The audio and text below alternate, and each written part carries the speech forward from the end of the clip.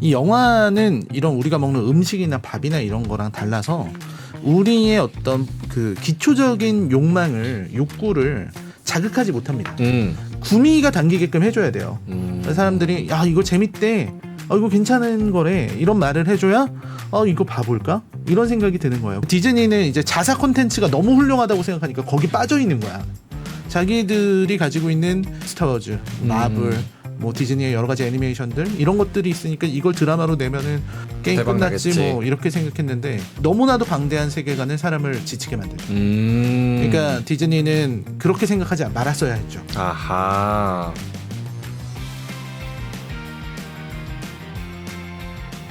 자, 경제의 신들을 모셔서 그들의 깊은 인사이트를 들어보는 시간, 신과 대화입니다. 오늘은요, 캐주얼하면서도 우리 실생활에 굉장히 많이 접목이 되어 있는 OTT 그리고 K 컨텐츠에 대한 이야기를 해볼 텐데요. 오늘 진짜 귀중한 시간이 될 것 같습니다.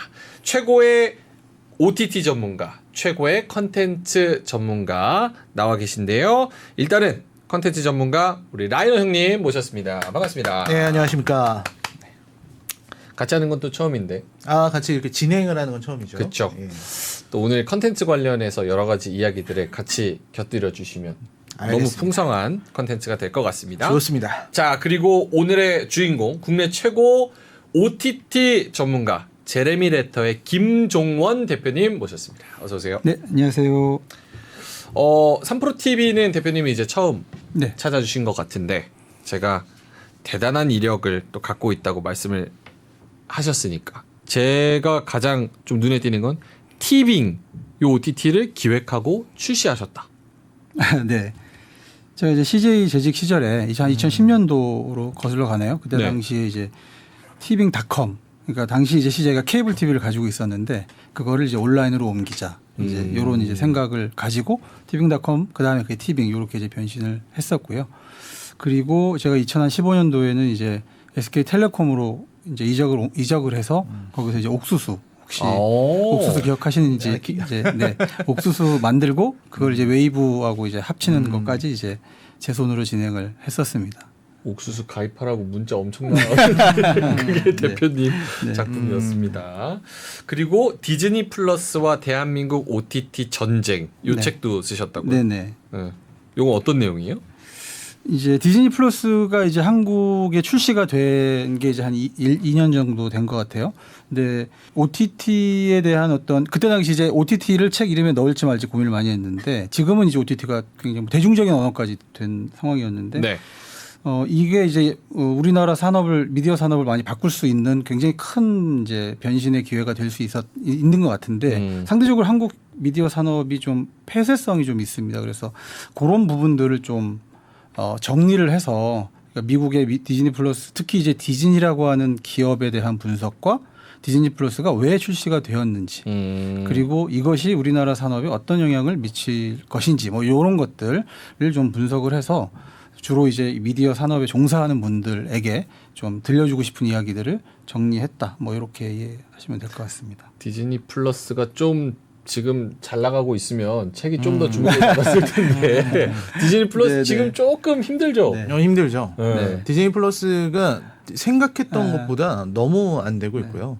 컨텐츠들도 사실 혹평을 받는 컨텐츠 이런 것들이 되게 많고 그리고 이제 자기네들 자사의 영화나 드라마를 소비하거나 유통시키는 방식에서 좀 엇박자가 나는 게 되게 많은 것 같아요. 예를 들면요? 뭐 예를 들어서 자기들이 만든 영화를 어떤 작품은 이제 드라마로 자사에서 운영을 하고 어떤 작품은 영화로 만들었는데 이 드라마를 보지 않으면 영화를 이해할 수 없게 만들어 놓는 거예요. 그렇게 되면 사실 이 영화는 디즈니 플러스에서 소비가 되고 나오지 말았어야 되는데 디즈니 플러스 안에서만 소비시킬 수는 또 없는 거죠. 그러니까 그 뭐라고 할까요? 그거를 구독하고 있는 사람들을 되게 피곤하게 만드는 방식으로 운영을 하고 있어요.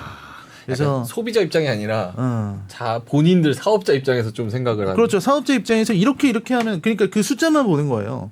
드라마를 만들어서 이만큼의 시청 시간이 나오고 그게 또 여기로 연결되면 또 돈이 얼마가 나오고 이런 식으로 생각을 하다 보니까 소비자들이 흥미를 잃게 된다. 그런 생각이 전 좀 많이 들고 또 할 말은 되게 많지만 네. 컨텐츠 또 제작 측면에서도 좀 문제가 있는 것 같고. 오. 디즈니의 문제가 이게 하루 이틀 쌓인 문제는 아닙니다. 굉장히 많죠. 오늘 그런 얘기를 좀 본격적으로 해보면 되지 않을까. 근데 우리 김종원 대표님의 네네. 뭐 그런 사업팀 여러 팀들을 또 많이 또 꾸려 나가셨을 테니까 지금 디즈니 플러스는 사실 우리가 생각하면 디즈니는 미국에서 최고 기업 중 최고 기업 아닙니까? 네. 근데 이렇게 사업적으로 뭔가 좀 아마추어 같은 약간 엇박자 나는 이런 거는 뭐 이유가 있습니까? 사실 이제 디즈니는 그 디즈니가 가지고 있는 스트리밍 서비스가 디즈니 플러스만 있는 게 아니고 디즈니 플러스도 있고 훌루, ESPN 플러스 이렇게 세 가지가 있어요. 네. 근데 한국에는 이제 디즈니 플러스만 들어왔고 두 개의 서비스는 이제 미국 내에서 돌고 있는 이제 서비스예요. 근데 지금 좌측의 표를 보시면은 2022년도에 전 세계 글로벌 OTT 순중 가입자를 비교하면 디즈니가 사실 가장 많이 그러니까 순중이 가장 많은 거죠. 그러니까 2억 명 정도를 도달을 했거든요. 그러니까 저 양적으로 보면 저렇게 나름 한 3년 만에 스트리밍 가입자의 숫자는 목표한 대로 갔다. 그런데 이제 우측에 보시면 매출과 이익 비교를 해놓은 표예요. 네. 저기 보면 이제 검정색 표가 이제 이익인데 모든 지금 넷플릭스를 제외한 모든 기업들이 이익이 마이너스잖아요. 그 중에 이제 디즈니도 마이너스인 거고요. 네. 그런데 이제 팬데믹 기간 동안 모든 스트리밍 서비스가 다 수혜를 입었거든요. 디즈니 또한 마찬가지였습니다. 그러니까 한국 시장의 입장에서 보지 말고 전 세계 시장 입장에서 보면 디즈니가 양적 목표는 달성을 했어요. 네. 근데 문제는 재무적 목표를 달성하지 못했거든요. 근데 이러다 보니까 지금 이제 특히 올해 들어서 이제 주식 시장에서는 이 미디어 기업을 바라보는 관점이 이제 이익 규모로 이제 돌아섰단 말이죠. 가입자 숫자가 아니라. 그러다 보니까 디즈니가 굉장히 이제 양적 성장에 비해서 질적 성장을 도모하지 못한 측면이 있는데 이것은 어떻게 보면 불가피한 거거든요. 왜냐하면 넷플릭스를 제외한 모든 기업이 마이너스인 것은 이미 스트리밍 서비스 하면서부터 5년 정도는 적자를 보겠다라고 생각을 하고 시작을 했어요. 근데 후발주자여서. 예, 그렇습니다. 워낙 컨텐츠를 투자하고 컨텐츠를 독점하다 보니까 초반에는 가입자를 모으는 데에만 치중을 이제 한 것이죠. 그런데 문제는 이제 양적으로 성장한 반면에 질적으로 저렇게 마이너스가 나는 그 배경에 보면 네. 양질의 가입자를 모으지 못했다는 거거든요. 즉 무슨 얘기냐면 디즈니 플러스 가격이 싸잖아요. 예. 미국에서는 넷플릭스 가격이 한 60%밖에 안 되거든요. 그러니까 싼 걸로 가입자를 모았는데 문제는 컨텐츠 질이 담보하지 못하니까 지금 아까 라이너님이 얘기하셨던 디즈니의 지금 문제는 양적으로 모은 것은 가격으로 모은 거고 컨텐츠의 질로 모은 게 아니에요. 이제 그러다 보니까 이제 디즈니가 가지고 있는 즉 컨텐츠의 퀄리티로 승부를 하면서 넷플릭스 계속 가는 반면 디즈니는 컨텐츠의 퀄리티로 승부하지 못하는 지금 위기 상황에 빠져 있다. 이렇게 보시는 게 맞는 것 같아요. 그래서 그런 부분들이 지금 글로벌 OTT를 바라보는 하나의 관전 포인트가 아닌가 싶은 생각이 듭니다. 디즈니는 컨텐츠적으로 봤을 때 약간 싼 게 비지떡이다. 약간 이런 생각도 들게 합니까? 그렇진 않아요. 왜냐하면 자기들이 만드는 컨텐츠는 사실 제작비가 엄청나게 천문학적으로 들어간 거고 디즈니는 사실 얼마 전까지만 해도 지금 뭐 특히 영화업계에서는 아예 그냥 공룡이잖아요. 네. 공룡 중에 공룡이고 그리고 그렇게 많은 콘텐츠를 만든 회사고 이렇기 때문에 사람들의 기대치는 되게 높았어요. 디즈니 플러스가 처음 나올 때는 그냥 넷플릭스를 가볍게 제압해 줄 줄 알았거든요. 그 정도의 기대감이 있었던 거죠. 왜냐면 지금까지 가지고 있는 디즈니의 그 어떤 자기들만의 IP가 얼마나 강력합니까? 근데 이제 정작 나온 콘텐츠들은 생각보다 재미있지 않더라. 이런 생각이 드는 거죠. 자사 콘텐츠 자체가 그렇게 매력적인 것들이 없었다라는 게 디즈니 플러스의 제일 큰 문제점이 아닌가. 카지노 재밌었는데. 카지노는 재밌었죠. 그러니까 잠깐 부연을 하면 예. 그 이제 이 OTT는 기본적으로 오리지널로 승부를 해야 되잖아요. 네. 근데 이제 IP를 보면 넷플릭스의 경우는 이제 글로벌 시장을 염두에 두고 뭐 한국하고도 제휴를 많이 하고 있지만 소위 이제 창작 IP들이 많은 반면에 디즈니는 이제 자기네가 가지고 있었던 원래 인기 IP들 뭐 마블이라든지 특히 대표적으로 네. 또 스타워즈라든지 여기서부터 이제 스피노프를 한 컨텐츠들이 대거 나오기 시작을 했는데 그중에는 인기 작품도 있지만 그런 작품들이 약간 좀 타겟을 좀 줄이는 효과?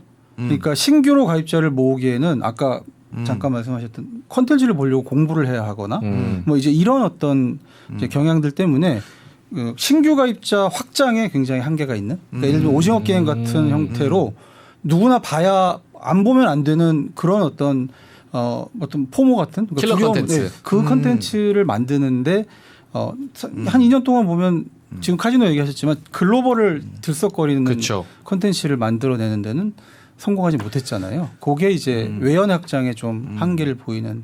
이게 3프로 시청자분들을 위해서 네. 조금 더 좀 상세하게 네. 좀 더 설명을 드리자면 이 영화는 이런 우리가 먹는 음식이나 밥이나 이런 거랑 달라서 우리의 어떤 그 기초적인 욕구를 자극하지 못합니다.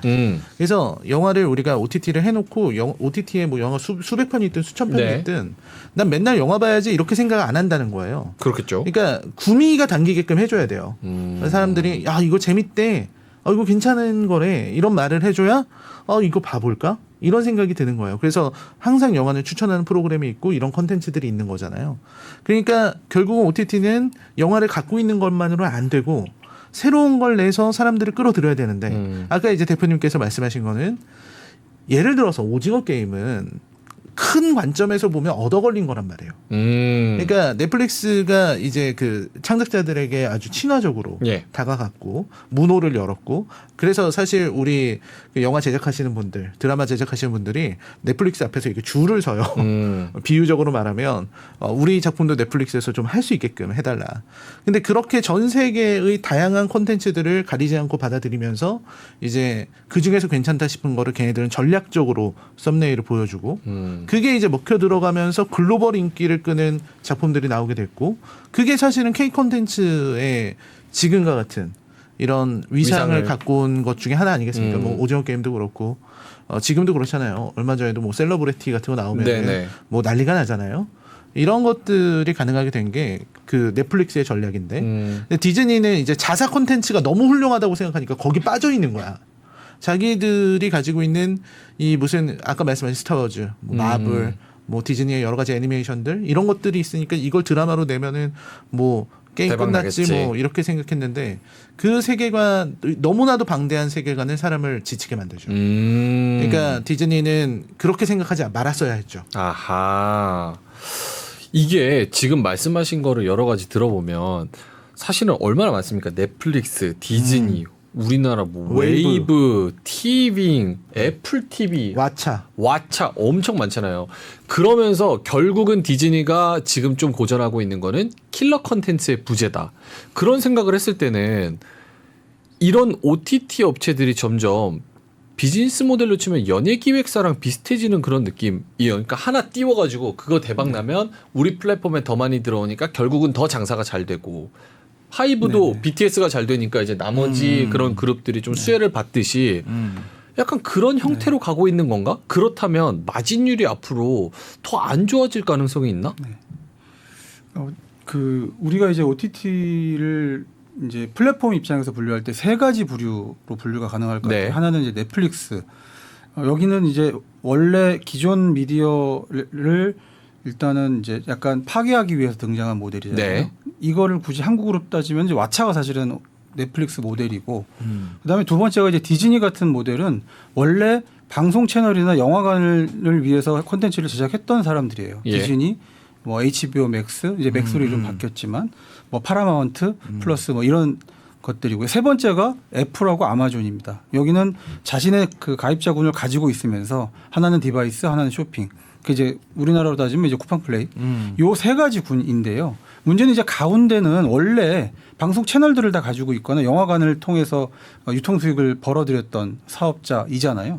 그런데 요 표를 잠깐 보시면 이 얘기는 뭐냐면 OTT 플랫폼을 바라볼 때 누구하고 경쟁하는 거냐라고 하면 TV 가입자하고 TV하고 경쟁을 하는 거거든요. OTT는 TV하고 경쟁을 한다. 왜냐하면 저 맨 위에 지금 좌측에 미국 TV 가구 비교를 보시면은요. 저 맨 위에가 이제 파란색 선이 케이블 가입자 추이예요.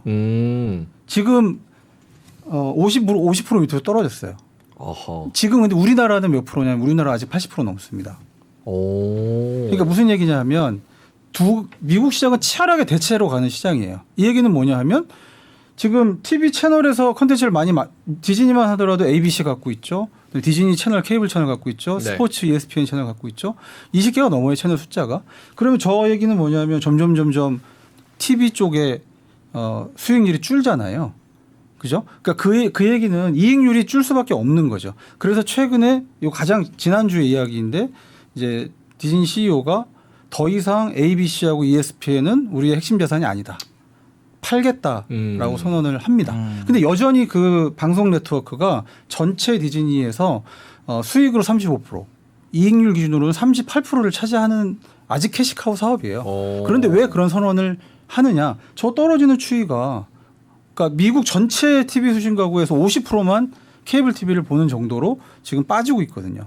그 디즈니 입장에서는 지금 OTT 사업 요거 하는 게 선택이 아닌 그냥 필수네요. 어쩔 수 그렇습니다. 없는 원래 부분이야. 그래서 미국에서는 다이렉트 투 컨슈머라고 얘기하잖아요. 그러니까 디즈니 플러스 할 때 전략을 다이렉트 투 컨슈머는 컨텐츠를 내가 직접 내 플랫폼으로 딜리버리 하겠다는 거거든요. 그런데 저 방송 채널이나 그다음에 영화관 이거는 다이렉트가 아니고 사실 인다이렉트예요. 네. 왜냐하면 광고 수익이라든지 극장을 통해 가지고 수익을 내는 거기 때문에 그런데 문제는 원래는 한 5년 정도에 내가 수익을 내고 턴어라운드를 했어야 돼요. 지금 사실 5년이 오지는 않았거든요. 한 2년 남았어요. 턴어라운드를 하면서 이게 자연스럽게 기존 사업을 대체하면서 올라가는 곡선을 그렸어야 하는 지금 국면에 있는데 네. 너무 빠르게 지금 빠지고 있는 거예요. 그런데 여기 이제 데이터로 갖고 오진 않았지만 전체 TV 수익을 기준으로 봤을 때 OTT 수익이 30%가 아직 안 돼요. 그러니까 엄청난 위기에 지금 그렇네요. 봉착을 한 거죠. 그런데 이제 저 우측표를 보시면은요. 전 세계 유료 방송 성장률입니다. 저기 재밌는 거는 미국이 지금 마이너스 20% 정도 되잖아요. 유료 방송이라는 건 케이블 TV. 예, 그러니까 저 가입자가 빠지면 수익은 주니까. 그렇죠. 그런데 저 빨간색 표에 지금 저 사우스 코리아, 한국은 한국. 여전히 지금 저게 이게 향후 5년 예측이거든요. 네. 그러니까 무슨 얘기냐면 한국 시장하고 미국 시장이 굉장히 달라요. 한국 시장은 워낙에 가격이 싸기 때문에 케이블 TV나 IPTV를 여전히 그냥 얘는 가지고 있어요. 사실 우리는 통신사랑 묶어가지고 패키지로 하는 그렇습니다. 경우가 네. 많으니까. 그러다 보니까 뒤에 이제 말씀을 드리겠지만 한국 시장과 미국 시장은 다른 거. 미국 시장은 완전히 지금 그냥 뭐라 그럴까요? 진짜 막 전면전을 벌리는 시장인데 한국 시장은 여전히 저 유료 방송이 살아있다 보니까 티빙이나 웨이브 여기가 OTT는 수익이 안 나지만 본체가 수익이 그래도 조금씩 나다 보니까 전면전을 펼치지 못하고 있고 그 사이에 넷플릭스가 사실 한국 시장을 엄청나게 잠식을 한 셈이죠. 종합적으로 말씀을 드리면 결국은 OTT가 세 가지 유형 중에서 가운데에 있던 기존 미디어 디즈니와 같은 기존 미디어 기업들이 네. 지금 굉장한 위기에 빠져 있다. 이렇게 좀 해석이 가능할 것 같습니다. 그러니까 미국은 이제 유료 방송 케이블 채널 자체가 급격하게 지금 쇠퇴하고 있는 상황이고 그것이 넷플릭스나 아니면 다른 디즈니 플러스나 이런 OTT 이런 컨텐츠들 이런 게 지금 대체하고 네네. 있는 상황이고 디즈니 플러스는 거기서 진짜 죽을 똥 살 똥 열심히 해야 되는 그런 상황인 거고 네네. 우리나라는 아직 그런 상황은 아니어서 네. 그러면은 요거 좀 궁금한데 토종 OTT 아까 우리도 몇 개 언급을 네네. 했지만 요 토종 OTT들은 우리나라 시장에서 넷플릭스랑 디즈니 플러스, 애플 TV 막 이런 데랑 경쟁해서 살아남기가 저렇게 필사적으로 하고 있는데 굉장히 힘들겠다라는 생각도 들기는 하거든요. 어떤 경쟁력이나 뭐 그런 뾰족한 수가 있습니까? 이제 미디어 이제 이 OTT 산업을 바라볼 때는 결국 지금은 이제 두 가지 시각을 가져야 될 것 같아요. 하나는 컨텐츠 제작 산업이 있고요. 예. 하나는 이제 플랫폼 산업이 있는데 혹시 예전에 이제 그런 논쟁 많이 있었어요. 컨텐츠 is king, 컨텐츠가 킹이냐, 플랫폼이 킹이냐. 근데 이 논쟁은 의미가 없었어요. 왜냐하면 이제는 컨텐츠를 가진 자가 플랫폼도 가지고 있기 때문에 이 논쟁은 이제 의미가 없어요. 그런데 이제 저희가 이제 현업에서 전략 보고서 같은 거 쓸 때 어떤 표현을 썼냐면 컨텐츠 드리븐 미니멈 플랫폼이냐, 컨텐츠 드리븐 맥시멈 플랫폼이냐. 즉 컨텐츠를 실어 나르기 위해서 내가 플랫폼을 최소한만 가지고 있으면 되느냐, 아니면 극대화시켜서 가지고 있어야 되느냐. 극대화시켜서 가지고 있는 게 넷플릭스. 무슨 얘기냐면 극대화의 가장 핵심이 뭐냐? 독점입니다. 컨텐츠를 독점을 하면 이걸 보려고 나한테 와야 되잖아요. 오징어 게임. 그렇죠. 넷플릭스밖에 없어. 넷플릭스 가입해야 되잖아요. 그런데 지금 예를 들면 CJ나 지상파들이 컨텐츠 또 팔아요. 넷플릭스에게. 그런데 그 컨텐츠가 웨이브에도 있고 티빙에도 있고 넷플릭스도 있어요. 네. 그러면 이용자는 넷플릭스를 선택하게 될 확률이 지금은 더 커졌잖아요. 즉 컨텐츠 드리븐 미니멈 플랫폼 전략을 취하고 있기 때문에 제작 산업은 크는데 플랫폼은 못 크는 거죠. 그런 이제 딜레마에 빠져 있는 게 사실은 이제 한국 시장이라고 볼 수 있고요. 요 표 보시면은 넷플릭스 한국 성공 비결을 제가 분석을 한 건데 네. 저 우측에 보면 지금 2016년하고 2022년 6년 정도를 비교해 놓은 거예요. 오리지널 제작 편수가 한 편에서 25편으로 늘었거든요. 그 다음에 방영권 구매 콘텐츠가 60편에서 700편으로 늘었어요. 10배 늘었잖아요. 그런데 저 문제는 방영권 구매 콘텐츠 모두가 다 웨이브하고 티빙에도 있다는 거죠. 그러니까 이용자들이 넷플릭스가 저렇게 급속하게 크면서 플랫폼 독점 현상이 생길 수밖에 없잖아요. 결과적으로는. 그런데 같은 콘텐츠가 티빙에도 있고 넷플릭스에도 있을 때 이용자들은 수의 문제 때문에 넷플릭스에만 있다고 생각을 해요. 뭐 우리들의 블루스, 그 인기 작품들이 대부분 어디서 봤냐라고 물어보면 넷플릭스에서 봤다. 이제 이렇게 답을 하는 거죠. 그래서 이제 안타까운 현상인데 이제 미디어 산업을 얘기할 때 이제는 분리해서 얘기해야 돼요. 컨텐츠 산업은 플랫폼 경쟁 때문에 수혜를 입고 있죠. 네. 수혜를 입죠. 3배 컸거든요. 시장 자체의 외형이. 그런데 플랫폼은 지금 웨이브나 티빙이나 이쪽은 지금 굉장히 어려운 이제 환경에 놓여 있고 그리고 또 하나 이제 독자적으로 이제 아시아나 이쪽 시장을 진출하지 못한 그러니까 아시아 시장에서 아시아 전체 시장에서 OTT 컨텐츠 점유율이요. 한국 컨텐츠가 40%예요. 그래요. 한국 컨텐츠가 미국 컨텐츠가 더 많아요. 근데 안타까운 거는 그 컨텐츠 딜리버리를 한국 OTT가 딜리버리하는 게 못하고 있다. 아니고 넷플릭스나 또는 이제 아시아의 OTT들이 한국에서 컨텐츠를 사다가 딜리버리를 하는 거죠. 즉 한국 OTT들이 너무 한국에만 치중하고 글로벌 시장을 못 만들어낸 것도 굉장히 패착 중에 하나라고 볼 수 있습니다. 근데 그럴 수밖에 없는 게 전의 전쟁에서 넷플릭스가 제작비 밀어주는 거랑 뭐 우리나라 토종 OTT가 경쟁을 할 수가 있어요? 그거 안 되죠. 그거 안 되는데 근데 저는 이제 굉장히 공감되는 얘기예요. 대표님 얘기가. 네. 왜 그러냐면 이걸 소비자 입장에서 생각을 하자면 네. 가장 많이 얘기하는 게 뭡니까? 우리 TV 있고 다 집에 다 IPTV 있잖아요. 영화관 가잖아요. 그러면 그럼 OTT는 뭐 해야 돼? 넷플릭스 하나만 하면 돼. 네. 이렇게 되는 거죠. 그리고 이제 말씀하신 것처럼 다른 데서 나와야 될 방송 독점 콘텐츠 이제는 뭐 예능이나 네. 이런 것까지도 넷플릭스에서 나오잖아요. 그리고 넷플릭스는 그걸 선택해서 보여줍니다. 그렇기 때문에 넷플릭스에서 보는 게 더 편해요. 내가 콘텐츠를 이렇게 일일이 찾아다니면서 헌팅을 하는 것보다 넷플릭스가 이렇게 정해준 자 이게 너네 나라의 인기 콘텐츠야. 이거를 보면은 어디든 가서 친구들이랑 대화할 수 있어. 그렇죠. 그러니까 넷플릭스가 추천해주는 걸 보는 게 좋게 되는 거예요. 이게 어떤 독점으로 인한 효과가 되는 거죠. 그런 부분이고 아까 그 명민준 씨가 얘기한 이 넷플릭스가 제작비 엄청 쏟아내는데 네. 그 상대가 되겠냐? 안 되죠. 그러니까 넷플릭스에서 한다. 그러니까 저는 이제 그 막 이런 오디션이나 관계자들 많이 만나잖아요. 그럼 배우들도 이렇게 얘기를 해요. 저 작품 하는 거 있다고. 뭔데요? 그럼 넷플릭스 이렇게 얘기를 해요. 그러니까 드라마요, 영화요 그게 아니라 넷플릭스라고 얘기를 해요. 그러니까 약간 넷플릭스가 가지고 있는 넷플릭스 고유 콘텐츠의 이 그거를 이미 이 산업 종사자들은 더 피부로 느끼고 있는 거예요. 하나의 카테고리가 돼버렸네요. 카테고리가 됐어요. 저 이번에 영화 들어가는 거 있어요. 저 이번에 드라마 들어가는 거 있어요. 저 이번에 넷플릭스 들어가는 거 있어요. 이렇게 얘기한다고요. 그 정도의 위상이다. 지금 한국에서 넷플릭스는. 그러면 우리나라 토종 OTT 업체들은 결론적으로는 전략적으로 어떤 선택을 해야 됩니까? 사실 이 아까 이제 디즈니 이제 이야기할 때 이제 지금 CEO 밥 아이거가 지난주에 방송 채널은 핵심 자산이 아니다. 네. 팔겠다 이렇게 했잖아요. 국내에서도 사실은 CJ ENM이 채널도 일부 정리를 했어요. 정리도 하고 브랜드도 통합하고 그건 어차피 수순인데 네. 그러면 이제 디즈니한테 질문이 이제 지금 이제 주식시장에서 던지는 질문은 그거예요. 그럼 니네 뭐 살 건데? 뭐 팔고 뭐 살 건데? 그 얘기는 뭐냐면 시장은 이제 더 이상 구조조정 없이는 독자 생존하는 건 불가능한 거예요. 이미 한국은 아까 이제 제가 SK텔레콤이 옥수수하고 지상파의 푹이 통합해서 웨이브가 탄생을 했고 네. 티빙은 이제 KT 시즌도 통합하고 이제 여러 합쳤잖아요. 이제 1차 구조조정을 한 셈이에요. 그런데 그걸로 팬데믹을 지나면서 결국 넷플릭스가 승기를 잡았고 이제 국내 OTT들은 이제 결국은 이제 아무것도 못하는 상황인데 지금 상황에서는 어떤 전략을 펼쳐야 되는 거냐? 지금 이제 업계에서는 이제 원 플랫폼 얘기가 다시 나오고 있거든요. 네. 두 개 합쳐라.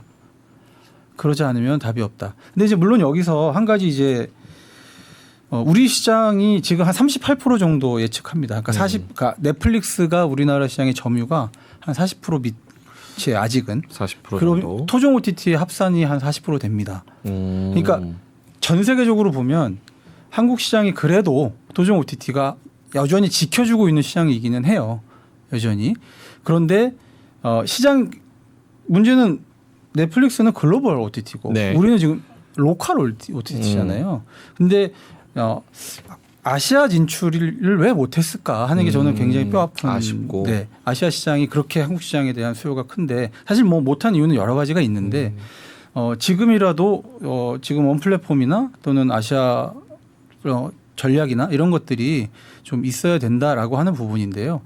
이제 업계는 이제 고민 중에 하나는 아까 얘기했던 결국은 제작 산업은 크고 있는데 플랫폼은 어려워지고 있고 그런데 CJ 주가만 보더라도 스튜디오 드래곤이나 이런 것들 지금 길을 못 펴고 있는 이유가 본체가 안 살아나면 왜냐하면 지금 CJ ENM의 경우도 방송 채널들의 일부 드라마 제작 숫자 줄이거든요. 그럼 당연히 스튜디오 드래곤의 바로 타격이에요. 그러니까 즉 결국은 아까 얘기한 컨텐트 드리븐 미니멈 플랫폼 이 두 가지는 쌍으로 움직일 수밖에 없는 건데 국내 지금 이제 방송 기업들도 미국의 디즈니나 이렇게처럼 똑같은 위기 상황에 지금 처해 있는 상황이거든요. 결국은 체질 개선을 위한 뭐 구조조정 이미 하고 있고 그 작업들이 좀 끝나줘야 뭔가 좀 방법을 찾지 않을까. 들어봤을 때는 뾰족한 수는 없고 M&A 통해서 어쨌든 힘을 합쳐서 킬러 컨텐츠를 특히나 이제 아시아 시장을 공략하는 그런 포커스된 컨텐츠를 좀 내놔야 되는 게 답인 것 같다 현재로서는. 근데 가장 또 아시아스러운 거를 잘 만드는 것도 약간 넷플릭스 제작물인 것 같기도 하고. 아니 뭐 넷플릭스에서 그런 거를 뭐 요구하는 것도 있고 넷플릭스는 일단 좀 제가 계속 얘기하지만 창작자들한테 굉장히 친화적이죠. 넷플릭스가. 그러니까 친화적이기 때문에 조금 더 좀 자유롭게 만들 수 있는 분위기가 있어요. 그러니까 사실 우리가 뭐 드라마라 그래도 10편짜리 드라마 만든다 그래도 이 공중파, 지상파 네. 뭐 이런 데서는 도저히 받아들일 수 없는 수위의 작품들이 나올 수 있는 거잖아요. 오징어 게임 같은 거를 어디서 트냐고요. 그렇죠. 그런 것처럼 넷플릭스는 조금 더 자유도가 보장이 되고 그러다 보니까 조금 더 자극적이거나 재밌는 소재, 그동안 해보고 싶었던 이야기 이런 걸 좀 펼칠 수가 있는 거라고 생각하고요. 그리고 플랫폼 문제는 저도 아쉽긴 아쉽죠. 왜냐면 콘텐츠 쪽에 있는 사람으로서 우리 콘텐츠가 사실 아시아에서 제일 잘 만드는 콘텐츠라고 생각하거든요. 네. 대한민국 우리나라가 만드는 게 뭐 일본이나 중국이 우리보다 더 잘해야 정상인데 그 두 나라가 지금 약간 다 비정상인 상태들이라. 따라한다고 하는데 그 따라올 수 없는 2%가 있는 것 같아요. 그러니까. 네. 근데 그런데 정작 우리가 플랫폼은 전혀 뭐 글로벌하지 않고 아시아만 생각해도 전혀 아시아의 영향력을 갖지 못하고 있고 그래서 넷플릭스 같은 회사만 이렇게 이윤을 보는 거는 좀 안타깝죠. 아니 오징어 게임 그렇게 잘 됐는데 사실은 그거 우리가 플랫폼적으로도 더 파생적으로 많이 먹으면 얼마나 더 좋습니까? 근데 사실은 넷플릭스 좋은 일만 하는 넷플릭스 좋은 일만 하는 거죠. 그리고 뭐 CJ는 뭐 문제가 너무 심각해서 CJ는 지금 뭐 ENM 얘기하셨지만 뭐 영화 산업하는 CJ 스튜디오 이런 데도 거의 뭐 투자를 아예 안 하겠다 뭐 이렇게 나오는 판이니까 지금 정말 CJ는 밖에서 보기에 너무 힘들어 보입니다. 방금 넷플릭스가 자율적으로 컨텐츠 제작사들한테 너네 원하는 거 만들어, 너네 진짜 재밌는 거 만들어 봐라고 자율성을 주는 거. 토종 OTT들은 만약에 이런 똑같은 상황에 펼쳐졌을 때는 좀 그게 어렵습니까? 너네 맘대로 만들어 봐. 요게 좀 어려워요? 돈 주고 너네 잘 해봐. 요거 어렵습니까?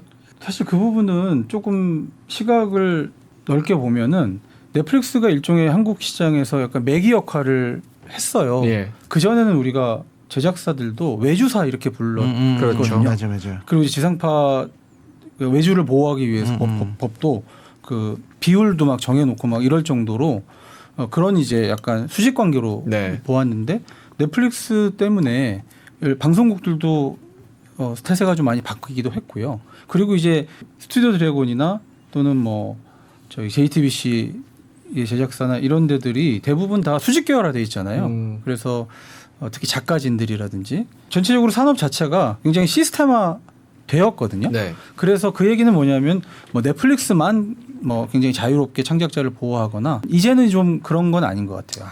그런 건. 이미 벌써 매개 네네. 효과가 나타나서 네네. 국내 토종 OTT들도 네. 이러면은 망하겠다라는 네네. 그런 분위기가 네. 좀 퍼져 있다. 네. 그리고 이제 그 시나리오가 있었을 때 어디에 먼저 가느냐는 건 여전히 넷플릭스를 먼저 가죠. 또 그런 게 있는 것 같아요. 그 말씀하신 스튜디오 드래곤이나 뭐 JTBC는 스튜디오 룰루랄라 네. 이런 데 같은 경우에서 작품 잘 만들고 이런 건 있지만 그래도 거기는 그 뭐라고 할까요? 모기업에 종속돼 있다 보니까 그렇죠. 입김이 없을 수가 모기업의 없죠. 방향에 의해서 흔들릴 수밖에 없는 거예요. 그런 부분에서는 한계치가 있을 수밖에 없다. 그 오징어 게임이 이제 약간 그런 논쟁이 있었잖아요. 뭐 결국은 제주는 누가 부리고 이제 그런 얘기가 맞아요. 있었잖아요. 그때 되게 왜냐면 핫했죠. IP의 권리를 다 가져갔고 그쵸. 뭐 그 이후에 예를 들면 뭐 중국 애들이 티셔츠 저기 체육복 팔아서 돈도 벌고 하는데 제작사는 아무것도 없고 뭐 이런 얘기가 있었지 않았습니까? 근데 그 이후로 굉장히 많이 바뀌었고 특히 그 바뀐 이유 중에 하나는 디즈니 플러스가 들어오면서 디즈니 플러스도 제작 투자를 하잖아요. 이러다 보니까 제작회사 입장에서는 영리하게 이제 비딩을 할 수도 있는 거고 대표적인 사례가 이제 재벌집 막내 아들의 경우에 티빙에도 나왔고 그 다음에 넷플릭스도 나오고 레몬데이. 아시아는 또 따로 팔았어요.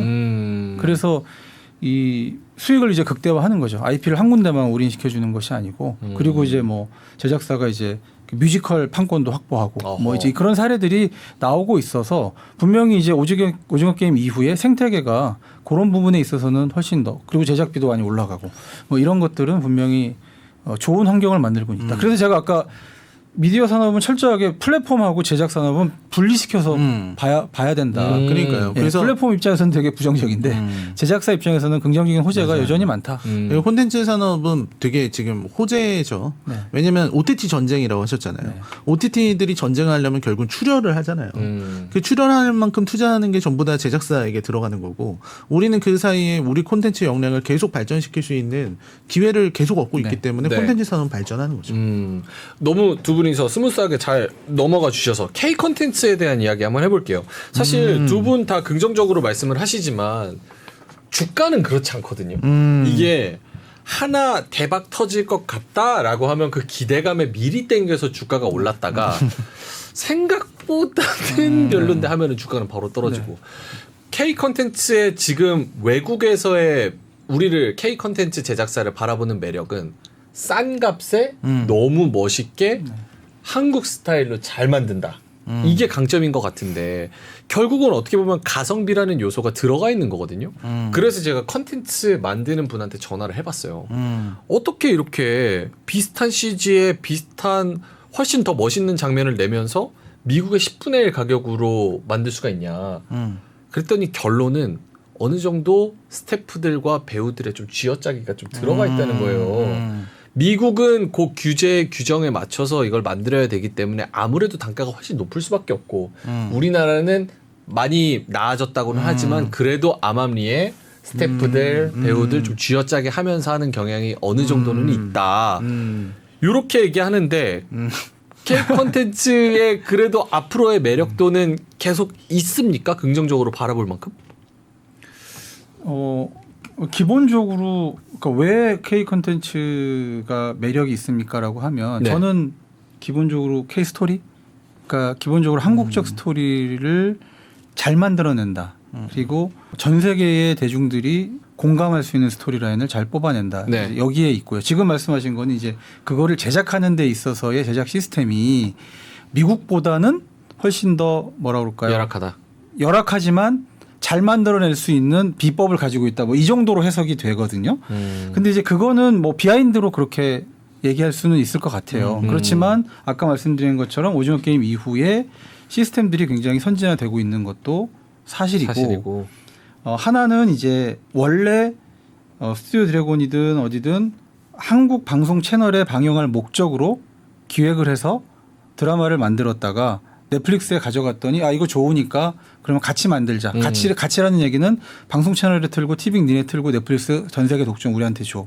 이거는 원래 투자한 거에다가 돈이 들어오니까 훨씬 더 볼륨이 커지잖아요. 스토리도 더 잘 만들 수도 있고 요 유형이 하나가 있어요. 두 번째 유형은 이제 오징어 게임처럼 완전히 넷플릭스가 독점으로 가져가는 형태의 이제 모델이 있고 몇 가지 이제 유형들이 있잖아요. 네. 그래서 이제 아까 앞에 거는 아까 이제 방송 채널들이 드라마 편수를 줄이면 제작사는 타격을 입으니까 그게 지금 주가 반영이 되는 요소가 있는 거고요. 오징어 게임이든 뭐든 이것도 이제 한국 제작사를 통해서 만드니까 그거는 여전히 수요가 살아 있어요. 그리고 또 하나가 있는 게 뭐냐면 CJ나 JTBC가 미국에 지금 제작사를 샀잖아요. 네. 엔데버 컨텐츠나 핀미디어 같은 걸 사서 원래 산 목적은 여기에 한국에 있는 IP를 미국에다가 그냥 IP만 팔았는데 그렇게 하지 말고 이 IP를 내가 미국에다 들고 가서 직접 거기서 제작을 해야 되겠다. 거기서 장사하겠다. 예. 그렇게 해서 이제 그런 부분을 샀는데 문제는 이게 이제 이익 실현을 하는데 시간이 너무 오래 걸리는 거예요. 원래 부채가 좀 많았고 그래서 그게 다 지금 재무 상황으로 들어와서 스튜디오 드래곤이나 JTBC가 이제 열악한 거거든요. 그러니까 시간이 좀 필요한 상황이에요. 그러면은 지금 저희가 알고 있기에는 뭐 산업적인 디테일한 건 모르니까 어쨌든 이 지금 얘기된 언급된 문제를 해결하기 위해서 다방면으로 수익 창출할 수 있는 파생적인 것들을 좀 찾아보고 있는 과정이다. 네, 충분히 그렇게 찾아보고 있는 과정에서 지금은 이제 어려움을 겪고 있는 건 아까 미국이나 한국이나 기존 방송 채널들이 어려움을 겪고 있기 때문에 이제 계열사들 그 제작 계열사들이 이제 타격을 이제 일부 동시에 같이 보고 있는 거고 그러나 장기적으로 보면은 제작 산업에 있어서의 호재는 이제 OTT 수요가 계속 폭발할 수밖에 없는 상황이기 때문에 네. 이제 그렇다라는 거고 이게 보시면 요 표 하나 보시면은요. 네. K 컨텐츠 제작 산업의 기회라는 장표인데요. 넷플릭스 국가별 컨텐츠 수요 비교입니다. 수요 비교입니다. 네, 그러니까 전체 전 세계의 컨텐츠들 국가별로 쭉 분리해가지고 이제 퍼센테이지를 본 건데요. 저기 보면 한국 컨텐츠가 2위예요. 12%.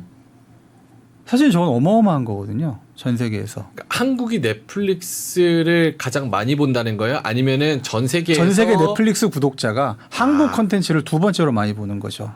K 컨텐츠가 미국 다음으로 네. 가장 조금 더 전 쉬운 세계에서 데이터는 넷플릭스 구독자의 60%가 한국 컨텐츠 한 편 이상 봤다. 오. 그러니까 수요는 계속 늘어나는 거예요. 그런데 넷플릭스 전체 구독자의 영어권 구독자가 40%예요. 그러니까 그렇게 따지고 보면 60%가 봤다는 얘기는 그냥 이분은 영어 안 쓰는 애들 다 본 거다 이렇게 얘기할 수도 있는 거고 예. 사실 굉장히 수요가 높아지고 있는 상황인 거죠, 그죠? 거기다가 이제 저 우측에 보시면은 넷플릭스 이외에 이제 올해 저 아마존이나 애플 TV 플러스나 여기서 이제 한국 콘텐츠 투자하기 시작을 했거든요. 그리고 이제 그게 이제 현실화되는 타이밍이 오는 것 같은데 미국이 지금 파업을 굉장히 길게 하고 있어요. 네. 지금 미국 작가협회, 그 다음에 최근에는 이제 또 배우협회까지 파업을 동참을 했는데 아직도 하고 있어요? 아직도 하고 있어요. 5월 1일부터인가 파업을 그래서 하잖아요. 영화들이 지금 제작이 전부 다 예. 취소되거나 밀리거나 지금 난리 문제는 이제 났죠. 시리즈부터 해가지고 다 밀리게 되는데요. 넷플릭스 그렇게 시리즈도 되면은 밀리고. 이제 한국 제작 수요가 생길 수 있는 가능성이 이제 저는 더 크다고 봐요. 그러니까 이게 그 이유를 제가 좀 콘텐츠 방향에서 좀 설명을 네네. 드리자면 이 한국의 K 콘텐츠 영화 이런 게 우리가 판단하고 평가하는 것보다도 수준이 높습니다. 왜 그런 말씀을 드리냐면 과거에도 외국에서 우리 한국 영화들을 평가할 때 네. 되게 높은 평가를 많이 했어요. 왜냐면 사실 이 할리우드가 대부분 지배하고 있는 이 시장에서 미국처럼 블록버스터나 이런 뭐 액션이나 이런 걸 만들 수 있을 거라고 생각하지 않거든요. 어지간한 나라 만들 수 없습니다. 이게 상당한 선진국이라고 하는 뭐 일본 같은 경우도 영화 산업은 아직 다 죽었잖아요. 네. 그런 걸 생각해 보면 우리가 만드는 K 콘텐츠는 굉장히 수준이 높아요. 그러니까 우리만큼 이러한 영화, 드라마, 뭐 넷플릭스에 나오는 그런 화려한 작품들, 뭐 총을 쏘고 뭐 이런 것들을 할 수 있는 나라가 몇 개나 있겠느냐 전 세계에. 그럼 우리는 매우 높은 수준에 있다. 그래서 저는 우리나라 작품 K 컨텐츠. 네, K 콘텐츠가 2위였다라는 게 정말 좀 이상하지 않아요. 얼마 전에도 그 물론 3%였었지만 네. 그때 덱스터 스튜디오 분들이랑 네네. 또 얘기를 했었는데 그분들이 이제 그 CG 아주 그 VFX 쪽에서 전문가들이잖아요. CG 뭐 이런데. VFX. 네. 근데 그 부분에서 이제 미국의 80%까지도 할 수 있다고 하는 거예요. 그래서 제가 그때도 얘기했거든요. 그런 데가 어딨냐. 그런 나라가 어딨냐. 80%할 수 있는 나라가. 사실상 2위라는 거 아니냐. 그렇게 볼 수 있는 거죠. 그렇네요. 우리가 근데 가격은 10분의 1도 안 돼. 20분의 1 막 이렇게 얘기를 하는 거예요. 근데 그거 가격도 사실 CG는 노동력 갈아 넣는 거잖아요. 그러면 가격이 싸다는 건 인건비가 싸다는 거지. 더 효율적으로 무언가 기술이 뛰어나서 그런 게 하는 게 아니지 않느냐. 그 얘기를 하는 건데 그렇죠. 해결책이 좀 있나? 결국 제가 아까 여쭤보고 싶었던 건 그거예요. 지금 제작비가 싸서 우리나라가 가성비 좋고 결과를 잘 낸다라는 부분이 분명히 메리트인데 핵심은 정말 넘버원이 되려면 넷플릭스가 미국 제작하는 것만큼 5배, 10배의 가격을 우리한테 제작비를 주고도 그거를 똑같은 퀄리티를 뽑아낸다고 하면 그 제작비, 5배, 10배의 제작비를 줄 의향이 있냐는 거예요. 없죠. 없어요? 그거는 안 되지. 지금 뭐 라이너님 말씀처럼 그거는 뭐냐면 이게 그 계산이 안 돼요.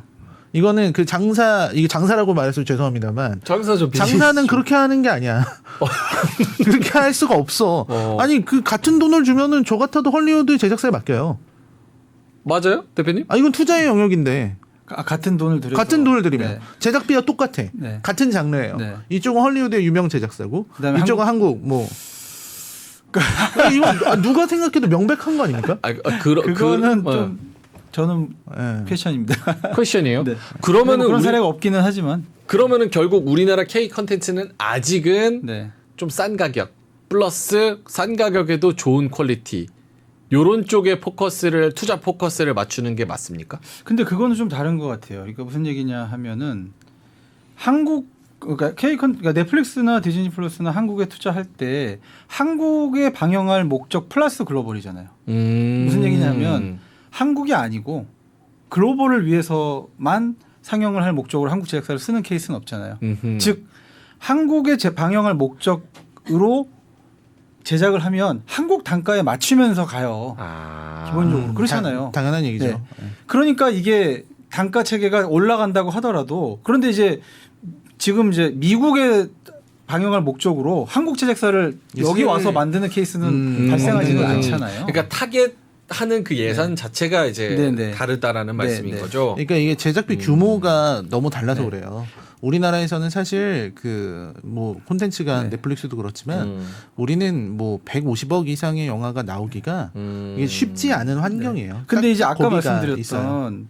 CJ ENM하고 JTBC가 미국에 제작사 샀다고 그랬잖아요. 네. 그다음에 이제 네이버나 카카오도 웹툰 플랫폼 만들고 제작사도 샀거든요. 네. 이 얘기는 다르잖아요. 거기 있는 단가 체계로 움직이는 회사를 우리가 산 거잖아요. 그러니까 그것이 실제로 발생하고 이익 실현이 발생하는 타이밍이 좀 걸리잖아요. 그래서 지금 이제 그게 아직 안 왔다고 얘기하는 거예요. 만약 그게 성공이 된다면 한 단계 훨씬 더 레벨업 할 수 있는 그렇죠. 그러니까 네이버도 웹툰하고 웹소설 플랫폼을 미국의 레딧이라는 플랫폼을 샀어요. 네. 그리고 그 자회사가 가지고 있는 제작사가 딸려 왔어요. 거기서 실제로 넷플릭스 오리지널 제작하는 회사거든요. 그러면 그런 작품들이 실제로 목적 자체는 여기 한국에서 인기를 끌고 있는 웹툰을 네. 언어 변환을 해서 미국에 보내. 그리고 거기서 인기를 끌어서 제작사를 만들어. 이게 이제 IP가 자연스럽게 흐르는 거잖아요. 이게 아직 안 왔어요. 지금 투자만 열심히 해놓고 있고 그 시장은 시장이 다르죠. 단가가 커질 수밖에 없는 시장이니까.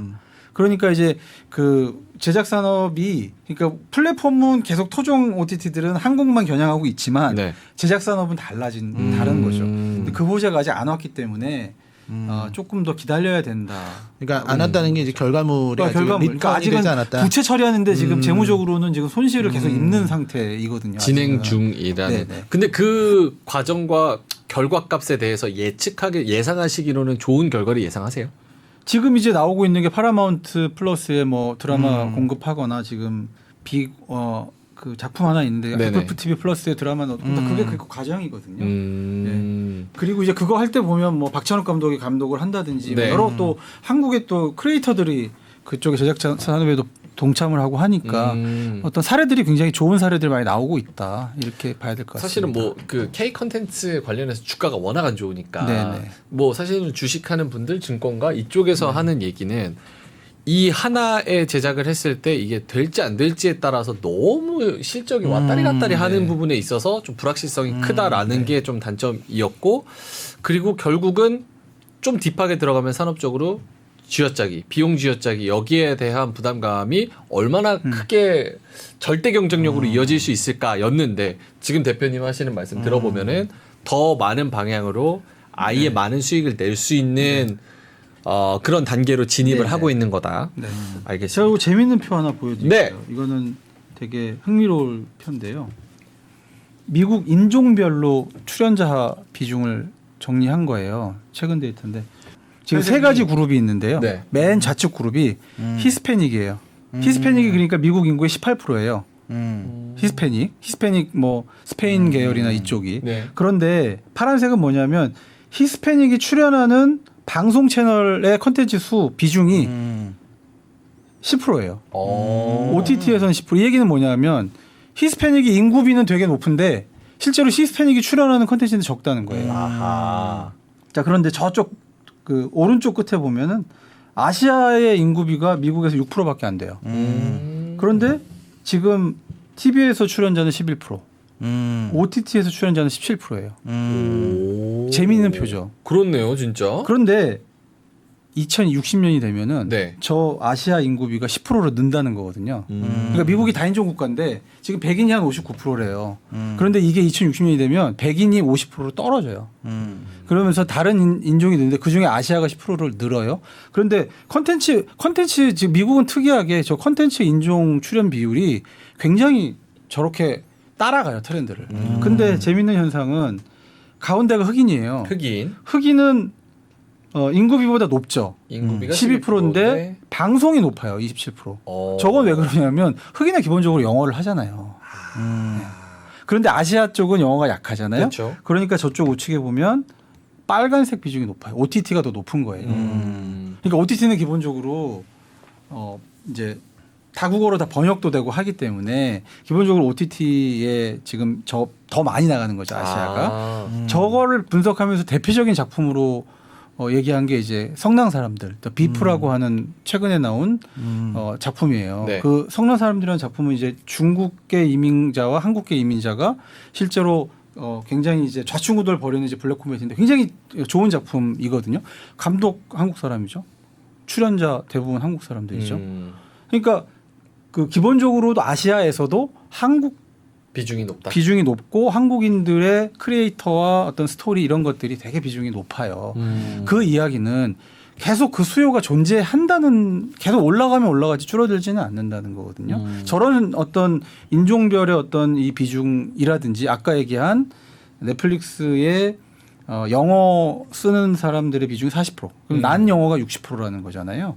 기본적으로 한국 콘텐츠의 수요는 K 콘텐츠 수요는 넓어질 수밖에 없다. 그런데 이제 우리가 이제는 K 콘텐츠를 바라보는 어떤 시각도 뭐 K 스토리, K 콘텐츠, K 크리에이터. 이런 비프도 사실은 제작사는 미국이지만 대부분 지금 한국 크리에이터들이 만든 작품이거든요. 그러니까 그런 면에서 봤을 때는 굉장히 그런 부분들에 대한 한국적 자부심을 가질 만하고 그것이 점차적으로 산업적으로 보면은 좀 더 우호적으로 시스템화 시켜 나가고 선진화되는 과정에 있다.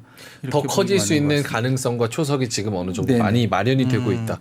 근데 이게 좀 첨언을 하자면 말씀하신 것처럼 이제 드라마나 OTT 뭐 웹툰 이런 산업들은 계속해서 성장하고 있는 게 맞다고 생각이 들어요. 그리고 기회도 엄청나게 많고. 근데 이제 영화는 또 다르다. 극장용 영화는 지금 뭐 엄청 힘든 상태다. 그래서 계속 지금 제작된 작품들이 나오고 있는데 전혀 힘을 못 쓰고 있어요. 근데 영화는 사실 많이 지금 안 보자. 사양 산업이라고 얘기하면 조금 죄송한데 어쨌든 그런 코로나 지나면서 이제 뭐 비대면 지나면서 넷플릭스 완전 떡상하면서 영화에 대한 수요는 많이 줄고 있지 않습니까? 네. 요 급하게 영화 장표를 폈는데 네. 우리가 이제 팬데믹 지난 2년 동안에 그런 논쟁들 많이 있었잖아요. 네, 팬데믹 네. 끝나면 극장 살아나겠지. 막 터질 줄 알았죠. 네. 미어 터질 줄 알았죠. 근데 지금 실제로 보면 저 좌측 세 개가 제일 낮은 게 팬데믹이거든요. 2020년. 터졌을 때. 그 직전하고 직후로 보면 아직까지 2023년 예측치로 보면 팬데믹 이전에 한 70% 정도밖에 안 돼요. 그런데 이제 이게 그러면 그냥 사람들이 안 가서 그런 거냐라고 할 수 있는데 안 가는 건 맞고 OTT 네. 때문에 안 가는 것도 많고 저 우측에 보면은 미국 시장에서 저게 이제 1,000개 이상의 그 개봉을 하는 그 편수거든요. 개봉 네. 편수. 저게 지금 2018년하고 2023년 기준으로 보면은 굉장히 적잖아요.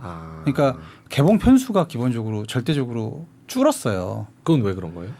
일단 OTT로 흘러가는 콘텐츠가 더 많고요. 아. 리스크하니까 투자를 안 하는 거예요. 영화는 더. 예, 영화는 그리고 영화가 대부분 뭐 마블이라든지 이렇게 대작들 아니면 대부분 장르, 특히 코미디 장르라든지 이런 것들은 다 OTT로 빠져 있거든요. 그렇겠네요. 예, 그러다 보니까 되게 이렇게 큰 영화들이 아니면 뭐 아바타라든지 뭐 최근에 뭐 미션 임파서블이라든지 이런 큰 영화들이 아니면 성공하기가 어려운 환경이 된 거죠.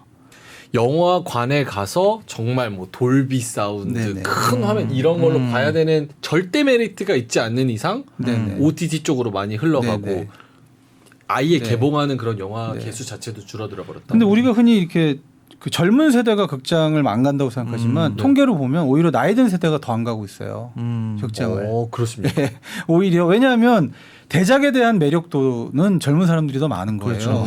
예, 그러니까 뭔가 그 장르성 뭐 이런 이제 그런 수요는 오히려 더 이제 그러다 보니까 오히려 이게 악순환되는 극장은 좀 그런 경향들이 있는 것 같아요. 그러니까 저 개봉 편수가 풀려야지 극장은 살아나거든요. 근데 제작사들이 제작하는 그리고 또 아까 말씀하셨던 파업 때문에 영화 제작도 다 지연되고 있고 이러다 그렇겠네요. 보니까 그리고 나이 있으신 분들은 또 감염병에 대한 그런 뭐 아직도 불안감이 뭐 더 그것도 있고. 크니까. 그리고 이게 우리나라 한정으로 얘기를 하자면 한국 영화 산업은 좀 많이 안타깝죠.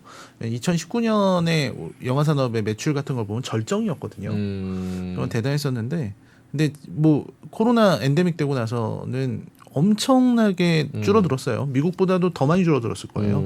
그러니까 되게 안타깝죠. 영화 쉽지가 않은 것 같습니다. 네, 이 K 집에서 같이 넷플릭스 누워서 보고가 이 습관을 네. 버리고 영화관을 가기가 상당히 뭐 리오프닝 됐다고 하지만 쉽지 않은 것 같습니다. 마지막으로 요거 한번 여쭤볼게요. 결국 우리 뭐 3프로TV 시청자분들은 교양이나 지식 측면도 있지만 기업에도 또 관심이 많으시니까 기업. 대표님이 보실 때 이 산업에 계시니까 가장 요런 컨텐츠, OTT 요런 거 통틀어서 봤을 때 가장 매력적으로 뭔가 경쟁력이 있다 하는 기업이 혹시 있습니까? 전문가로서. 일단 기본적으로 지금은 굉장히 격변기인 것 같아요. 네. 그러니까 올해 지나고 내년 되면은 큰 M&A들이 이제 일어날 것이다 이렇게 예측을 많이 하거든요. 네. 그 중에 시나리오 하나가 미국에서는 뭐 이런 시나리오를 좋아합니다. 디즈니가 애플이 디즈니를 산다면 뭐 이런 식의 또는 뭐 넷플릭스가 뭐 팔린다면 뭐 이런 여러 가지 이제 시나리오들이 이제 있는데 기본적으로 아까 디즈니 말씀드린 것처럼 디즈니의 경우는 또 디즈니를 중심으로 보면 디즈니스가 방송 채널을 버리고 뭐 로블록스를 사라라든지 정말 이렇게 파격적 시나리오들이 많이 나오고 있거든요. 그러니까 그것은 지금 관점이 아니라 조금 더 멀리 관점을 내다보면 레가시 미디어의 핵심 자산들은 이제 의미가 없어지는 시기가 오는 것 같아요. 그래서 약간 이제 그 시장에 비유해서 결국은 빅테크가 다 장악하는 거 아니야? 뭐 이런 이제 사실은 부정적. 왜냐하면 그게 이제 신호탄이 뭐 아마존이 MGM을 사거나 뭐 이제 이런 것들이거든요. 그런데 워렌 버핏은 파라마운트에 투자를 했어요. 네. 뭐 지난 5월에 굉장히 특이하다고 시장에서는 파라마운트는 영화사 하나와 그다음에 CBS라고 하는 지상파 뭐 이제 방송과 그러니까 완전 레가시이거든요. 뭘 보고 투자를 했을까? 뭔가 어딘가 크게 팔리는 걸 보고 투자한 건 아닌가 뭐 이런 이제 예측을 해보는데 결국 그 마지막 승자가 누구냐라고 하는 이제 질문이신 네. 거잖아요. 저는 결국은 OTT 미디어 기업은 컨텐츠를 잘 만드는 자가 승리자이거든요. 제가 이 책에서도 디즈니를 쭉 보니까 네. 디즈니의 위기는 컨텐츠를 못 만들 때마다 위기가 왔어요. 결과적으로. 그리고 그 위기를 현재 CEO가 M&A를 통해서 넘은 거거든요.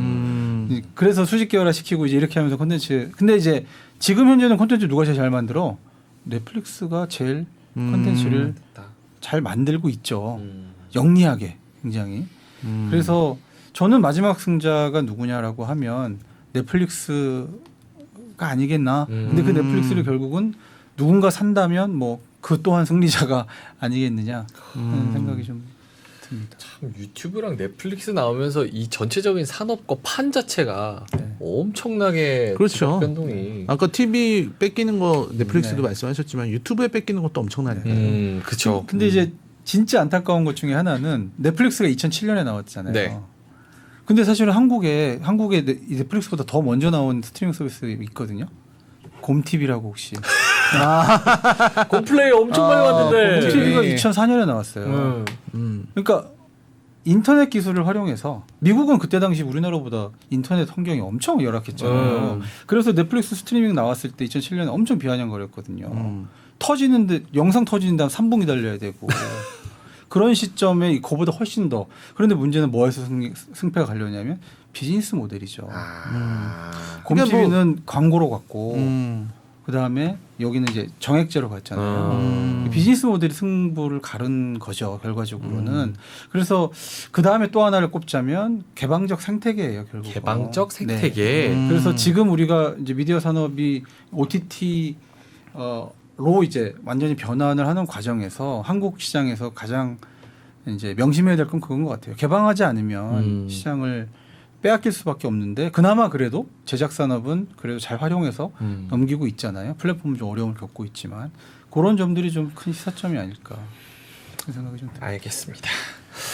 어우, 1시간이 후딱 갔네요. 와, 이 컨텐츠 얘기 사실 하고 싶은 얘기 다 못 하셨죠?